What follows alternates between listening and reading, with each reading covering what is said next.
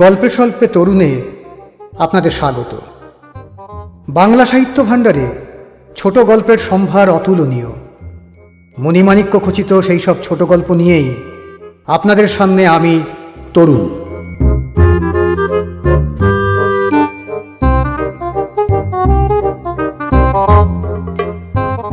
আজকের গল্প রবীন্দ্রনাথ ঠাকুরের মুক্তির উপায়।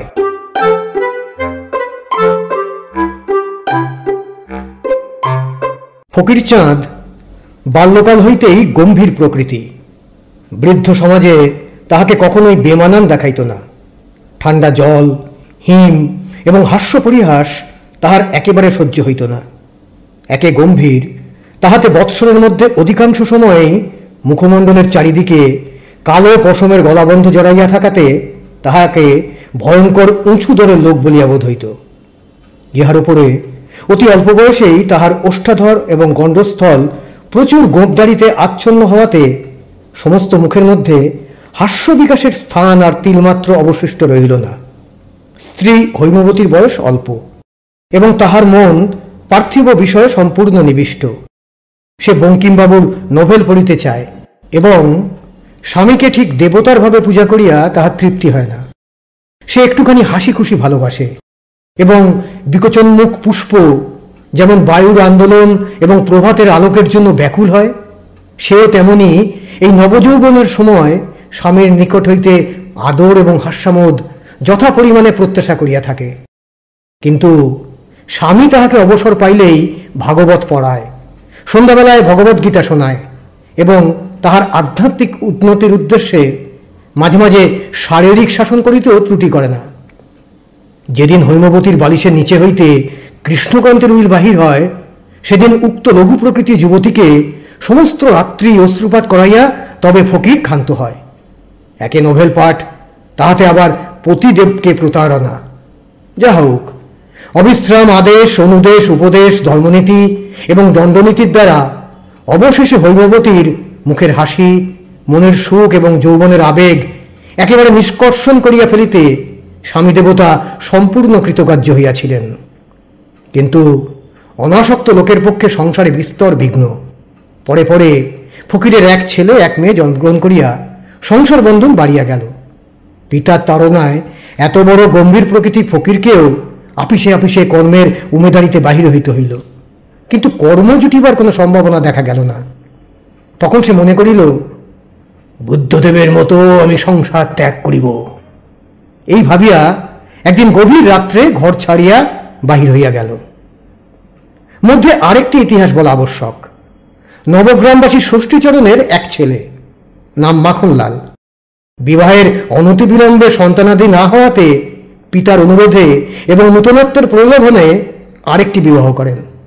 এই বিবাহের পর হইতে যথাক্রমে তাহার উভয় স্ত্রীর গর্ভে 7টি কন্যা এবং একটি পুত্র জন্মগ্রহণ করিল। মাখন লোকটা নিতান্ত শৌখিন এবং চপল প্রকৃতি। কোন প্রকার গুরুতর কর্তব্যের দ্বারা আবদ্ধ হইতে নিতান্ত নারাজ। একে তো ছেলেপুলের ভার, তাহার পরে যখন 2 কর্ণধার 2 কর্মে ঝিঁকা মারিতে লাগিল, তখন নিতান্ত অসহ্য হইয়া সেও একদিন গভীর রাত্রে ডুব মারিল। বহুকাল তাহার আর সাক্ষাৎ নাই। কখনো কখনো শোনা যায়, এক বিবাহে কিরূপ সুখ তাহাই পরীক্ষা করিবার জন্য সে কাশীতে গিয়া গোপনে আরেকটি বিবাহ করিয়াছে। শোনা যায়, হতভাগ্য কথঞ্চিত শান্তি লাভ করিয়াছে। কেবল দেশের কাছাকাছি আসিবার জন্য মাঝে মাঝে তাহার মন উতলা হয়, ধরা পড়িবার ভয়ে আসিতে পারে না। কিছুদিন ঘুরিতে ঘুরিতে উদাসীন ফকিরচাঁদ নবগ্রামে আসিয়া উপস্থিত। পথপার্শ্ববর্তী এক বটবৃক্ষতলে বসিয়া নিঃশ্বাস ছাড়িয়া বলিল, আহা, বৈরাগ্য মে ভাভয়ং, দ্বারাপুত্র ধনজন কেউ কারো নয়, কা তব কান্তা কস্তে পুত্র বলিয়া এক গান জুড়িয়া দিল। সহসা গান বন্ধ হইয়া গেল। ও কে ও? বাবা দেখছি, সন্ধান পেয়েছেন বুঝি? তবেই তো সর্বনাশ, আবার তো সংসারে অন্ধকূপে টেনে নিয়ে যাবেন। পালাতে হলো। ফকির তাড়াতাড়ি নিকটবর্তী এক গৃহে প্রবেশ করিল। বৃদ্ধ গৃহস্বামী চুপচাপ বসিয়া তামাক টানিতেছিল। ফকিরকে ঘরে ঢুকিতে দেখিয়া জিজ্ঞাসা করিল, কে হে তুমি?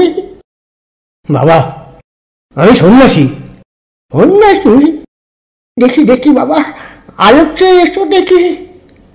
এই বলিয়া আলোতে টানিয়া লইয়া ফকিরের মুখের পরে ঝুঁকিয়া বুড়া মানুষ বহু কষ্টে যেমন করিয়া পুঁথি পড়ে তেমন করিয়া ফকিরের মুখ নিরীক্ষণ করিয়া বিড়বিড় করিয়া বলিতে লাগিল, একটু আমার সেই মাখন লাল দেখছি, সেই নাক, সেই চোখ, কেবল কপালটা বদলেছে, আর সেই চাঁদ মুখ গোপে দাড়িতে একেবারে আচ্ছন্ন করে ফেলেছে।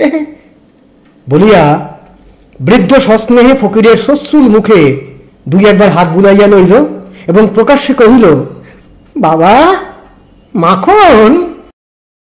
বলা বাহুল্য, বৃদ্ধের নাম ষষ্ঠীচরণ। ফকির, মাখন? আমার নাম তো মাখন নয়। পূর্বে আমার নাম যাই হোক, এখন আমার নাম চিদানন্দ স্বামী। ইচ্ছা হয়তো পরমানন্দ বলতে পারো। বাবা, তা এখন আপনাকে চিনেই বলো আর পরমান্নেই বলো। তুই যে আমার মাখন বাবা, সে তো আমি ভুলতে পারবো না। বাবা, তুই কোন দুঃখে সংসার ছেড়ে গেলি? তোর কিসের অভাব? দুই স্ত্রী, বড়টাকে না ভালোবাসিস, ছোটটা তো আছে। ছেলে পিলেরও দুঃখ নেই। শত্রুর মুখে ছাই দিয়ে 7টা কন্যে আর একটা ছেলে, আর আমি বুড়ো বাপ, কবে দিবা বাঁচবো? তোর সংসার চোরই থাকবে। ফকির একেবারে আঁতকিয়া উঠিয়া কহিল, কি সর্বনাশ, শুনিয়েছি ভয় হয়। এতক্ষণে প্রকৃত ব্যাপারটা বোধগম্য হইল। ভাবিল, মন্দ কি, 2 দিন বৃদ্ধের পুত্র ভাবেই এখানে লুকাইয়া থাকা যাক, তারপরে সন্ধানে অকৃতকার্য হইয়া বাপ চলিয়া গেলেই এখান হইতে পলায়ন করিব। ফকিরকে নিরুত্তর দেখিয়া বৃদ্ধের মনে আর সংশয় রহিল না। কেষ্টা চাকরকে ডাকিয়া বলিল, ওরে ও কেষ্টা, তুই সকলকে খবর দিয়ে আয় গে, আমার মাখন ফিরে এসেছে। দেখিতে দেখিতে লোকে লোকারণ্য। পাড়ার লোকে অধিকাংশই বলিল, সেই বটে। কেহ বা সন্দেহ প্রকাশ করিল, কিন্তু বিশ্বাস করিবার জন্যই লোকে এত ব্যগ্র যে সন্দিগ্ধ লোকদের উপরে সকলে হারে চটিয়া গেল, যেন তাহারা ইচ্ছাপূর্বক কেবল রসভঙ্গ করিতে আসিয়াছে, যেন তাহারা পাড়ার 14 অক্ষরের পয়ারকে 17 অক্ষর করিয়া বসিয়া আছে। কোনো মতে তাহাদিওকে সংক্ষেপ করিতে পারিলেই তবে পাড়াশুদ্ধ লোক আরাম পায়। তাহারা ভূত বিশ্বাস করে না, ওঝাও বিশ্বাস করে না। আশ্চর্য গল্প শুনিয়া যখন সকলের তাক লাগিয়ে গিয়াছে, তখন তাহারা প্রশ্ন উত্থাপন করে। এক প্রকার নাস্তিক বলিলেই হয়। কিন্তু ভূত অবিশ্বাস করিলে ততটা ক্ষতি নাই, তাই বলিয়া বুড়া বাপের হারা ছেলেকে অবিশ্বাস করা যে নিতান্ত হৃদয়হীনতার কাজ। যা হোক, সকলের নিকট হইতে তাড়না খাইয়া সংশয়ীর দল থামিয়া গেল। ফকিরের অতি ভীষণ অটল গাম্ভীর্যের প্রতি ভ্রুক্ষেপ মাত্র না করিয়া পাড়ার লোকেরা তাহাকে ঘিরিয়া বসিয়া বলিতে লাগিল, আরে আরে, আমাদের সেই মাখন আজ ঋষি হয়েছেন, তপস্বী হয়েছেন। চিরটা কালই আর কি দিয়ে কাটালে, আজ হঠাৎ মহামন্দির যাবদাগ্নি হয়ে বসেছেন। কথাটা উন্নত চেতা ফকিরের অত্যন্ত খারাপ লাগিল। নিরুপায় সহ্য করিতে হইল। একজন গায়ের উপর আসিয়া পড়িয়া জিজ্ঞাসা করিল, ওরে মাখন, তুই কুচকুচে কালো ছিলি, রংটা এমন ফর্সা করলে কি করে? ফকির উত্তর দিল, যোগ অভ্যাস করে। সকলেই বলিল, যোগের কি আশ্চর্য প্রভাব। একজন উত্তর করিল, আশ্চর্য আর কি, শাস্ত্রে আছে, ভীম যখন হনুমানের লেজ ধরে তুলতে গেলেন, কিছুতেই তুলতে পারলেন না। সে কি করে হলো? সে তো যোগ বলে। একথা সকলকেই স্বীকার করিতে হইল। হেমকালে ষষ্ঠীচরণ আসিয়া ফকিরকে বলিল, বাবা, একবার বাড়ির ভেতরে যেতে হচ্ছে। এ সম্ভাবনাটা ফকিরের মাথায় উদয় হয় নাই। হঠাৎ বজ্রাঘাতের মতো মস্তিষ্কে প্রবেশ করিল। অনেকক্ষণ চুপ করিয়া পাড়ার লোকের বিস্তর অন্যায় পরিহাস পরিপাক করিয়া অবশেষে বলিল, বাবা, আমি সন্ন্যাসী হয়েছি, আমি অন্তঃপুরে ঢুকতে পারবো না। ষষ্ঠীচরণ পাড়ার লোকদের সম্বোধন করিয়া বলিল, তাহলে আপনাদের একবার গা তুলতে হচ্ছে। বৌমাদের এখানেই নিয়ে আসি, তাঁরা বড় ব্যাকুল হয়ে আছেন। সকলে উঠিয়া গেল। ফকির ভাবিল, এই বেলা এখান হইতে এক দৌড় মারি। কিন্তু রাস্তার বাহির হইলেই পাড়ার লোক কুকুরের মতো তাহার পশ্চাতে ছুটিবে, ইহাই কল্পনা করিয়া তাহাকে নিস্তব্ধভাবে বসিয়া থাকিতে হইল। যেমনি মাখনলালে দুই স্ত্রী প্রবেশ করিল, ফকির অমনি নতশিরে তাহাদিওকে প্রণাম করিয়া কহিল, মা, আমি তোমাদের সন্তান। অমনি ফকিরের নাকের সম্মুখে একটা বালা পড়া হাত খড়গের মতো খেলিয়া গেল এবং একটি কাংস বিনিন্দিত কণ্ঠে বাজিয়া উঠিল, ওরে ও পোড়া কপালে মিনসে, তুই মা বললি কাকে? অমনি আরেকটি কণ্ঠ আরো 200 উচ্চে পাড়া কাঁপাইয়া ঝংকার দিয়া উঠিল, চোখের মাথা খেয়ে বসেছিস, তোর মরণ হয় না? নিজের স্ত্রীর নিকট হইতে এরূপ চলিত বাংলা শোনা অভ্যাস ছিল না। সুতরাং একান্ত কাতর হইয়া ফকির জোর হস্তে কহিল, আপনারা ভুল বুঝছেন, আমি এই আলোতে দাঁড়াচ্ছি, আমাকে একটু ঠাউরে দেখুন। প্রথমা ও দ্বিতীয়া পরে পরে কহিল, ঢের দেখেছি, দেখে দেখে চোখ ক্ষয়ে গেছে। তুমি কচি খোকা নও, আজ নতুন জন্মাওনি, তোমার দুধের দাঁত অনেকদিন ভেঙেছে। তোমার কি বয়সের গাছ পাথর আছে? তোমার জম ভুলেছে বলে কি আমরা ভুলব? এরূপ একতরফা দাম্পত্য আলাপ কতক্ষণ চলিত বলা যায় না, কারণ ফকির একেবারে বাকশক্তি রহিত হইয়া নত শিরে দাঁড়াইয়াছিল। এমন সময় অত্যন্ত কোলাহল শুনিয়া এবং পথে লোক জমিতে দেখিয়া ষষ্ঠীচরণ প্রবেশ করিল। বলিল, এতদিনে আমার ঘর নিস্তব্ধ ছিল, একেবারে একটু শব্দ ছিল না। আজ মনে হচ্ছে বটে আমার মাখন ফিরে এসেছে। ফকির করজোরে কহিল, মশাই, আপনার পুত্রবধূদের হাত থেকে আমাকে রক্ষা করুন। ষষ্ঠী, বাবা, অনেকদিন পরে এসেছ, তাই প্রথমটা একটু অসহ্য বোধ হচ্ছে। তা মা, তোমরা এখন যাও, বাবা মাখন তো এখন এখানে রইলেন, ওকে আর কিছুতেই যেতে দিচ্ছি নে। ললনাদা বিদায় হইলে ফকির ষষ্ঠীচরণকে বলিল, মশাই, আপনার পুত্র কেন যে সংসার ত্যাগ করে গেছেন তা আমি সম্পূর্ণ অনুভব করতে পারছি। মশাই, আমার প্রণাম জানবেন, আমি চললেন। ও মাকা! বৃদ্ধ এমনই উচ্চস্বরে ক্রন্দন উত্থাপন করিল যে পাড়ার লোক মনে করিল মাখন তাহার বাপকে মারিয়াছে। তাহারা হাঁ করিয়া ছুটিয়া আসিল। সকলে আসিয়া ফকিরকে জানাইয়া দিল, এমন ভণ্ড তপস্বীগিরি এখানে চলিবে না, ভালো মানুষের ছেলের মতো কাল কাটাইতে হইবে। একজন বলিল, ইনি তো পরমহংস নন, পরম বক। গাম্ভীর্য, গোঁপদাড়ি এবং গলাবন্ধের জোরে ফকিরকে এমন সকল কুৎসিত কথা কখনো শুনিতে হয় নাই। যাহা হোক, লোকটা পাছে আবার পালায়, পাড়ার লোকেরা অত্যন্ত সতর্ক হইল। স্বয়ং জমিদার ষষ্ঠীচরণের পক্ষ অবলম্বন করিলেন। ফকির দেখিল এমনই কড়া পাহারা যে মৃত্যু না হইলে ইহারা ঘরের বাহির করিবে না। একাকে ঘরে বসিয়া গান গাহিতে লাগিল। বলা বাহুল্য, গানটার আধ্যাত্মিক অর্থ অনেকটা ক্ষীণ হইয়া আসিয়াছে। এমন করিয়াও কোনো মতে দিন কাটিত, কিন্তু মাখনের আগমন সংবাদ পাইয়া দুই স্ত্রীর সম্পর্কের একঝাঁক শালা ও শালি আসিয়া উপস্থিত হইল। তাহারা আসিয়াই প্রথমত ফকিরের গোঁপদাড়ি ধরিয়া টানিতে লাগিল। তাহারা বলিল, এ তো সত্যকার গোঁপদাড়ি নয়, ছদ্মবেশ করিবার জন্য আঠা দিয়া জুড়িয়া আসিয়াছে। নাসিকার নিম্নবর্তী গুম্প ধরিয়া টানাটানি করিলে ফকিরের ন্যায় অত্যন্ত মহৎ লোকেরও মাহাত্ম রক্ষা করা দুষ্কর হইয়া ওঠে। ইহা ছাড়া কানের উপর উপদ্রব ছিল। প্রথমত মলিয়া, দ্বিতীয়ত এমন সকল ভাষা প্রয়োগ করিয়া যাহাতে কান না মলিলেও কান লাল হইয়া ওঠে। ইহার পর ফকিরকে তাহারা এমন সকল গান ফরমাস করিতে লাগিল, আধুনিক বড় বড় নূতন পণ্ডিতেরা যাহার কোনরূপ আধ্যাত্মিক ব্যাখ্যা করিতে হার মানেন। আবার নিদ্রাকালে তাহারা ফকিরের স্বল্পাবিশিষ্ট গন্ধস্থলে চুনকালি মাখাইয়া দিল।